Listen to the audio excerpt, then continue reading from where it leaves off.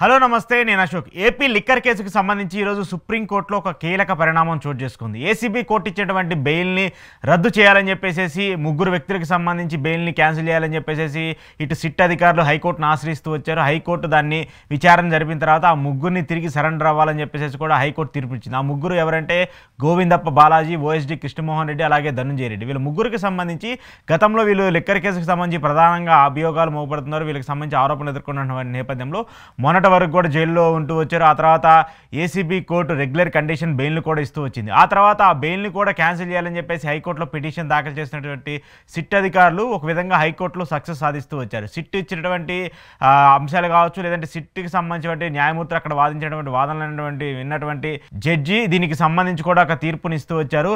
ఈ ముగ్గురికి సంబంధించిన బెయిల్ని కూడా రద్దు చేసి వాళ్ళని తిరిగి సరెండర్ అవ్వాలని చెప్పేసి కూడా కోరుతూ వచ్చారు. అయితే ఇదే పిటిషన్కి సంబంధించి సుప్రీంకోర్టుకు వెళ్ళారు వీళ్ళ ముగ్గురికి సంబంధించి సుప్రీంకోర్టులో ఈరోజు విచారణ కూడా జరుగుతూ వచ్చింది. ఈ విచారణ చేపట్టినటువంటి జస్టిస్ సూర్యకాంత్ కావచ్చు, అలాగే బాబ్జీ కావచ్చు, ఈ కేసుకు సంబంధించి ఈ ముగ్గురికి సంబంధించి తిరిగి సరెండర్ కావాలని చెప్పేసి ఏదైతే పిటిషన్ ఉందో దాన్ని కొట్టేస్తూ వచ్చింది. అలాగే మీరు ఇప్పుడు తిరిగి సరెండర్ అవ్వాల్సిన పని లేదంటూ కూడా సుప్రీంకోర్టు చెప్తూ వచ్చింది. అయితే మెయిన్గా హక్కుల్ని హరించొద్దంటూ కూడా సుప్రీంకోర్టు ఈ అంశానికి సంబంధించి కీలక వ్యాఖ్యలు చేస్తూ వచ్చింది. ఇప్పటికే ఎవరైతే నిందితులుగా ఆరోపించబడుతున్నటువంటి వ్యక్తులు ఉన్నారో వాళ్ళు ఇంకా ప్రూవ్ కాలేదు కాబట్టి, కేసులకు సంబంధించి వాళ్ళే నిందితులు అని చెప్పేసి ప్రూవ్ కాలేదు కాబట్టి వాళ్ళ స్వేచ్ఛను హరించే విధంగా కోర్టులు బిహేవ్ చేయొద్దంటూ కూడా ఈరోజు సుప్రీంకోర్టు మాట్లాడుతూ వచ్చింది. ప్రధానంగా ఈ లిక్కర్ కేసుకు సంబంధించి దాదాపు 100 రోజులకు పైగా కూడా వీళ్ళ ముగ్గురు కూడా జైల్లో ఉంటూ వచ్చారు. ఇటు గోవిందప్ప బాలాజీ కావచ్చు, ధనుంజయ రెడ్డి కావచ్చు, కృష్ణమోహన్ రెడ్డి కావచ్చు, వీళ్ళందరూ కూడా 100 రోజులు దాటుకుంటూ వచ్చారు. కనీసము ఏదైనా ఆరోపణలు ఎదుర్కొన్నటువంటి వ్యక్తులు ఎవరైతే ఉన్నారో వాళ్ళ కస్టడీకి ఇచ్చినప్పుడు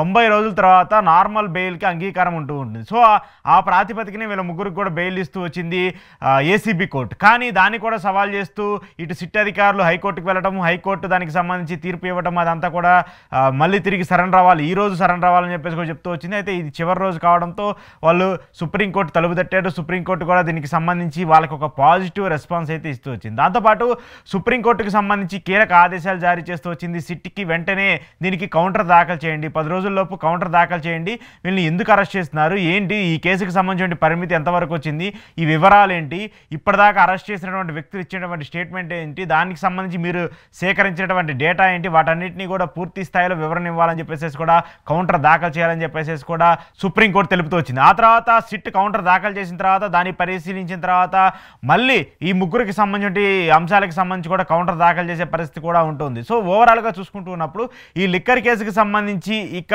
నుంచి అయితే ఏదైతే కంటిన్యూ అవుతున్నటువంటి బెయిల్స్ ఉన్నాయో ఈ బెయిల్స్ అన్నీ కూడా ఇక బెయిల్స్గానే ఉండే అవకాశం ఉంటుంది.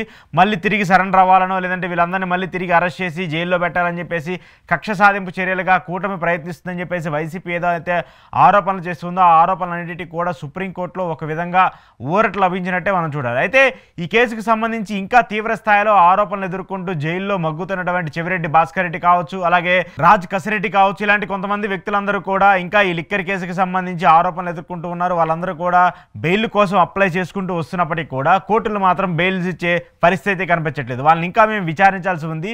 వాళ్ళే ఈ లిక్కర్ కేసుకు సంబంధించి ప్రధాన నిందితులు అంటూ కూడా పదే పదే కోర్టు ముందు సిట్కు సంబంధించిన లాయర్లు చెప్తూ ఉన్నటువంటి నేపథ్యంలో వాళ్ళకి రెగ్యులర్ బెయిల్ ఇచ్చేటువంటి పరిస్థితి కూడా లేకుండా పోయింది. సో ఇలాంటి నేపథ్యంలో పూర్తి స్థాయిలో ఒకరి తర్వాత ఒకళ్ళు ఈ కేసుకు సంబంధించి వాళ్ళు ఉన్నారు వీళ్ళు ఉన్నారని చెప్పేసి స్టేట్మెంట్లు ఇచ్చారని చెప్పడము, కొత్త వ్యక్తులను తీసుకొచ్చి ఈ లిక్కర్ కేసుకు సంబంధించి వాళ్ళని అటాచ్ చేయడము, ఆ అటాచ్ చేసినటువంటి నేపథ్యంలో ఎక్కడెక్కడ దొరికినటువంటి కొన్ని డబ్బులన్నీ కూడా ఈ లిక్కర్కి సంబంధించిన డబ్బులని చెప్పేసి టీడీపీ మీడియా ప్రచారం చేయటము, ఇలా ప్రచారాలన్నింటినీ జరుగుతూ వస్తున్న నేపథ్యంలో ఈ కేసుకు సంబంధించి ఇంకా ఆరోపణలు ఎదుర్కొన్నటువంటి వ్యక్తులు ఎవరైతే ఉన్నారో వాళ్ళకు కూడా బెయిల్స్ రావాల్సి ఉంది. ఖచ్చితంగా 90 రోజుల్లోపు ఎలాంటి వ్యక్తికైనా సరే 90 రోజులు ఖచ్చితంగా బెయిల్ వచ్చి తీరుతుంది. ఇలాంటి నేపథ్యంలో వీళ్ళందరికీ బెయిల్ రాకుండా ఉండడానికి కావాలని చెప్పేసి సిట్ ప్రొలాంగ్ చేస్తుంది అంటూ కూడా వైసీపీ నేతలు అయితే మాట్లాడుతున్నారు. ఏది ఏమైనప్పటికీ కూడా ఈ ముగ్గురు కస్టడీకి సంబంధించి తిరిగి సరెండర్ అవ్వాలని చెప్పేసి ఏదైతే హైకోర్టు ఇచ్చేటువంటి తీర్పుని ఈరోజు సుప్రీంకోర్టు కొట్టివేస్తూ వచ్చింది. అలాగే వెంటనే సిట్ని కౌంటర్ కూడా దాఖలు చేయాలని చెప్పేసి చెప్తూ వచ్చింది. ఇలాంటి నేపథ్యంలో మరి సిట్ కౌంటర్ ఎలా దాఖలు చేస్తుంది, దానికి సంబంధించి మళ్ళీ సుప్రీంకోర్టు తదుపరి ఆదేశాలు ఏమిస్తుంది అనేది కూడా చూడాల్సి ఉంది. ఏదేమైనప్పటికీ మాత్రం ఈ లిక్కర్ కేసుకు సంబంధించి ఇది ఒక ఊరటగానే భావించాల్సి ఉంది. ఇంకా మిగతా వ్యక్తులు ఎవరైతే ఉన్నారో వాళ్ళందరికీ కూడా రాబోయే రోజుల్లో బెయిల్స్ కూడా వస్తాయని చెప్పేసి కూడా ఆశాభావం వ్యక్తం చేస్తున్నారు.